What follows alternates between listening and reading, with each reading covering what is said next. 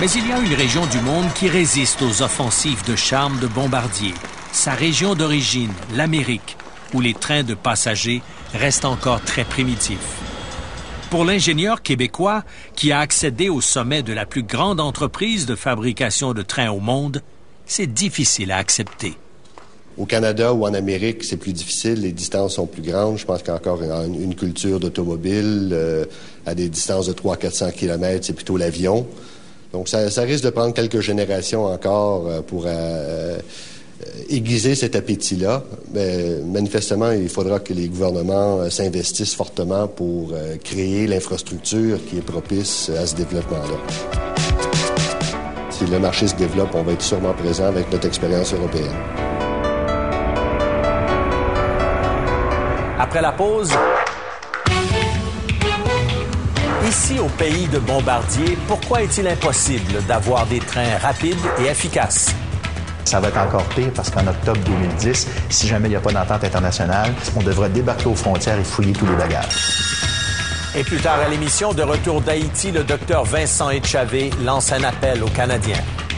C'est le moment de rester en Haïti et de construire en Haïti meilleur.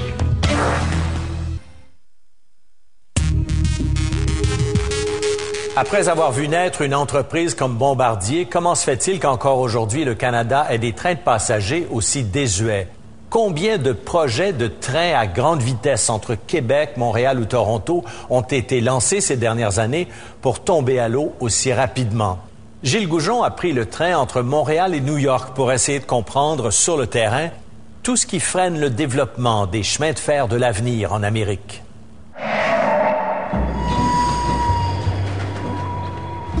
En ce matin de janvier, pour 67 $, je vais revoir New York, où je n'ai pas mis les pieds depuis 6 ans.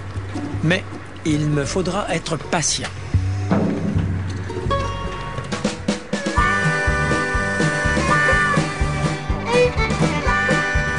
Ce train de la compagnie américaine Amtrak roule sur une vieille voie ferrée. Nous mettrons plus de 11 heures à franchir 615 km. Une lenteur qui afflige également les trains de voyageurs au Canada. N'étant pas le propriétaire de la voie, on ne contrôle pas le trafic. Depuis sa création en 1977, les trains de Via Rail circulent sur les voies qui appartiennent au CN ou au CP. Ces compagnies ne transportent que des marchandises et à des vitesses inférieures à celles des trains de voyageurs. Ça cause toutes sortes de problématiques. D'avoir des trains de marchandises qui, disons-le, circuleraient à 60 000 à l'heure, avec des trains voyageurs qui circulent à 100 000 à l'heure. Pourtant, aux États-Unis, Amtrak est propriétaire de ces voies. Entre Montréal et New York, on se déplace malgré tout à une vitesse d'escargot. Le train épouse les baies du lac Champlain et serpente au creux des Adirondacks.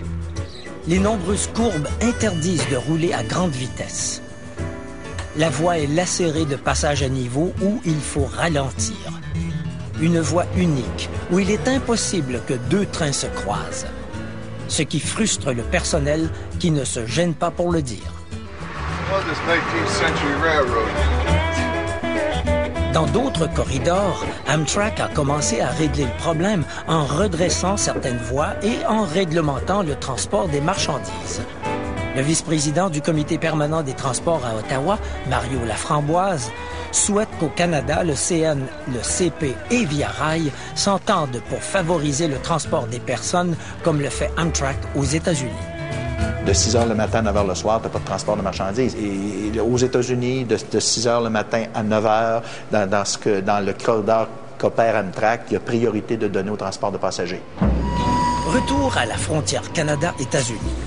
Nous avons mis 1h45 pour nous rendre à Rouse's Point. Les douaniers américains, interdiction de filmer, interrogent chacun des passagers. Un arrêt d'1h35 minutes. Vous avez probablement vu comment ça fonctionne, mais ça va être encore pire parce qu'en octobre 2010, si jamais il n'y a pas d'entente internationale, on devra débarquer aux frontières et fouiller tous les bagages. Et c'est reparti. Mais pas pour longtemps. Il est presque 14h30, ça fait déjà 5 heures qu'on a quitté Montréal et encore une fois, eh bien, comme vous le voyez, nous sommes encore arrêtés. Si nous avions voyagé dans un TGV entre Montréal et New York, nous serions déjà arrivés à New York. Il nous reste encore, cependant, 6 heures de train à faire. Les trains de marchandises sont de plus en plus longs. Hein? Ça prend des voies d'évitement assez longues pour que ces trains-là puissent y être placés, dégager la voie pour que les trains voyageurs puissent y passer.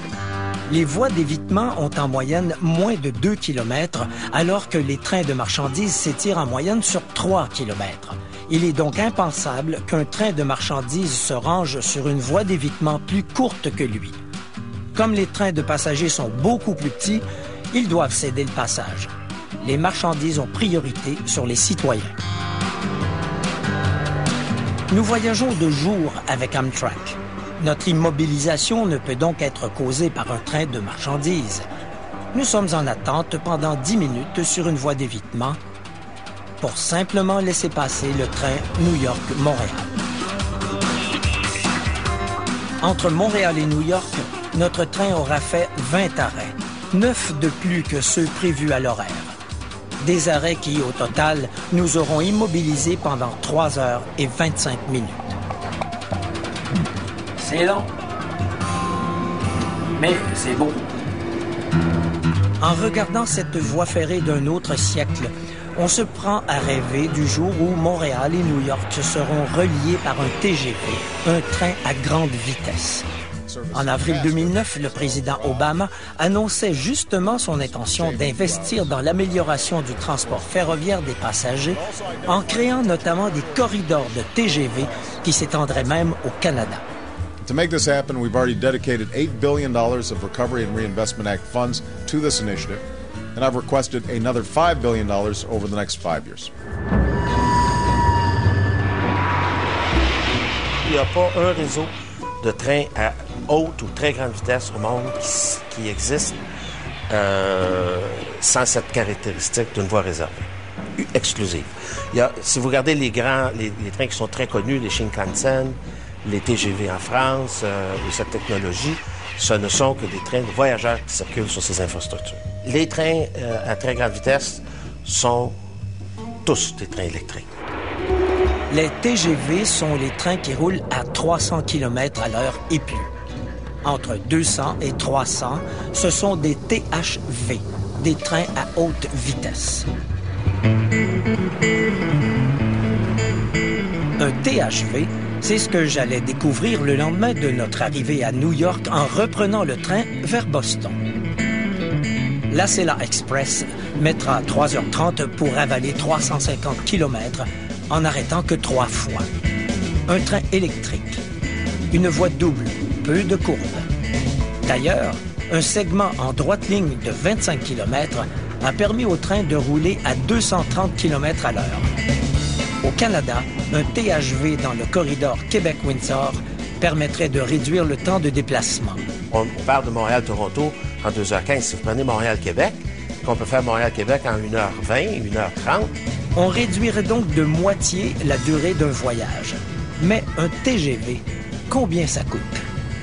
En Europe, le dernier, Paris-Strasbourg, a coûté 26 millions du kilomètre.